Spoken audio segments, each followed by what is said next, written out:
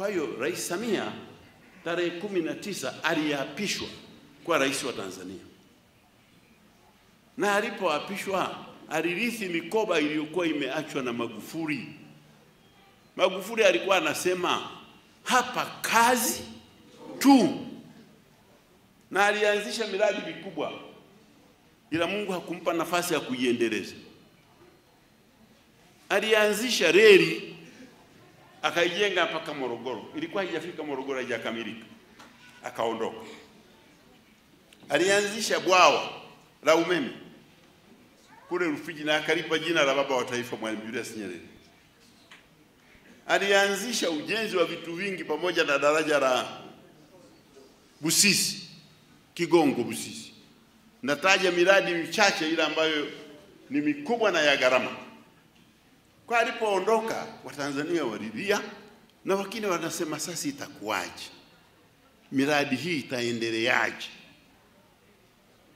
Lakini alipoapishwa Rais Samia akatupa maneno mawili tu: kazi iendelee. Ipi? Hiyo iliyoachwa?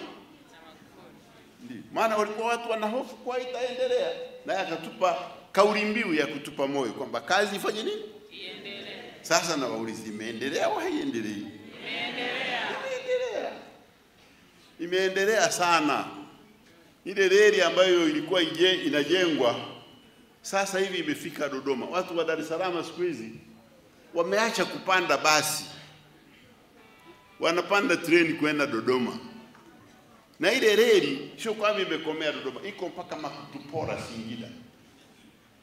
Na kuna mkandarasi kutoka Singida anaijenga kwenda Tabora. Na nyinyi ni mashahidi kwamba reli ile imeanza kujengwa Mwanza kuelekea Isaka. Na Isaka iko katika mkoa wa Shinyanga. Na Marampaka iko mkoa wa Simiyu. Maswa hapa. Kwa hiyo inapita hapa na nyinyi mna ushahidi. Inajengwa imefikia 70%. Lakini kuna mkandarasi anaijenga kutoka Isaka kwenda Tabora. Kwa yule wa Makutupora akifika Tabora na huyu wa Isaka akafika Tabora, kwa miaka 2-3 ijayo baada ya uchaguzi, reli ile itafika Mwanza. Inawezekana kabisa. Kazi inaendelea. Bwawa la umeme marehemu Magufuli aliacha 30%. Hivi ninavyozungumza na nyinyi, bwawa lile limekamilika kwa 100%. Na ni bwawa la gharama. Kuna wengine wanasema deni la taifa kwa nini limeongezeka? Wewe ungeotoza kodi kwa ghafla watu wote walipe tujenge lile bwawa, wangejenga. Wangetoroka miji. Si wao. Wazee hapo walikuwa wanatozwa kodi ya kichwa na wakoloni. Yaani ukiwa na kichwa tu unalipa. Sio mapato, kichwa. Na walikuwa wanakimbia wanaenda kuishi mlimani. Ni uongo. Sasa tutoze watu hawa wote kodi, tuwaambie tunataka bwawa lile liishe, kila mtu achangie, wataweza?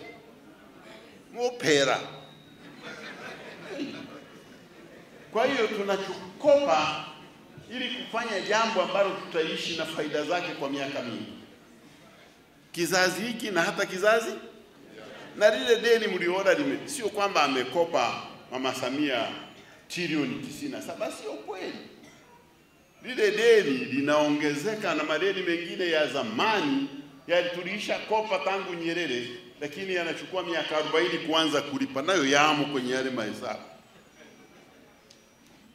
Lakini mtu akitaka kula akili yako anasema deni limekuwa kubwa, utazania limechukopwa leo rote. Kwa hiyo amefanya mambo mengi sana. Daraja lile la Busisi, mwisho wa mwezi unaokuja wa 4 lori zitaanza kupita juu ya lile daraja. Liko 90%. Na sisi tunaoishi huku tutafaidi, au sio? Maana sisi tuko tunaenda Mwanza. Kwa hiyo hayo mambo yanawezekana. Na yamewezekana na kauli mbiu ya kazi iendelee kweli inaendelea. Sasa tunabadili kauli mbiu kutoka kazi iendelee, tunasema kazi na utu, tunasonga mbele.